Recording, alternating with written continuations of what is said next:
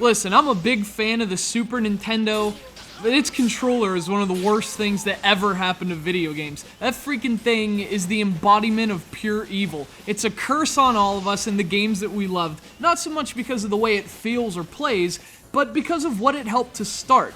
The great controller buttons arms race. I mean, 4 face buttons and 2 shoulder buttons? That's like, I mean, I'm not a math guy, but it's like, that's unnecessary. But to me, games were way more fun when you only needed 2 buttons to play them, and this game knows it. That's because this game was directed by the same guy who did the Strider series. You want old school, you want to jump into gameplay without wasting time on learning the functions of 16 different buttons, then you want Moondiver.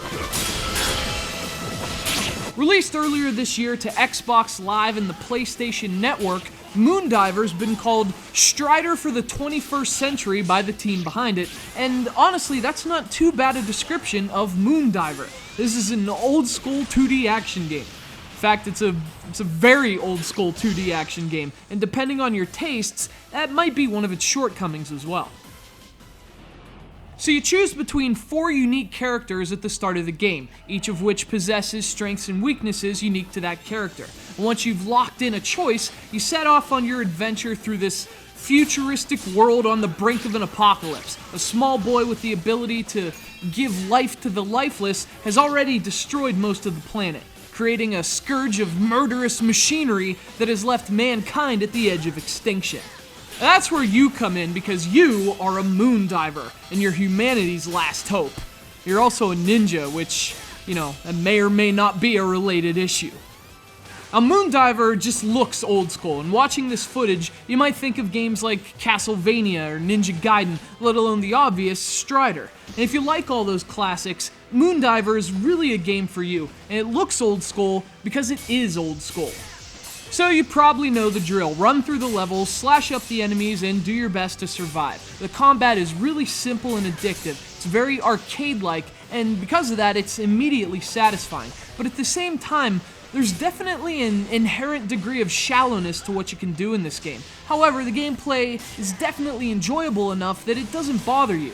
Again, especially if you're an old schooler. And if you are, you're probably willing to overlook this game's flaws. Actually, you might not even consider them flaws for that matter. For example, dying will take you all the way back to the beginning of a level, even if you're at the freaking boss. The convenience we're used to from modern games naturally makes this seem like a problem. But back in '87, we called this nut-cutting time.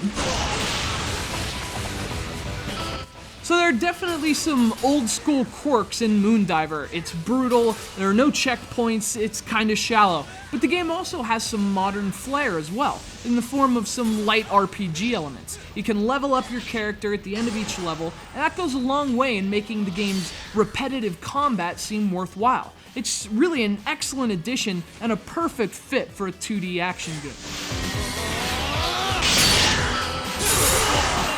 So you pair its simple gameplay with the incentive to improve your skills, and frankly, it's hard to stop playing Moondiver. Now, it's not a great game, and sure, the graphics are average and the story is incoherent, but back in the day, those things didn't matter. Quality was dictated by how sore a game could make your thumb. And on that scale, consider Moondiver a refreshing thumb throbber.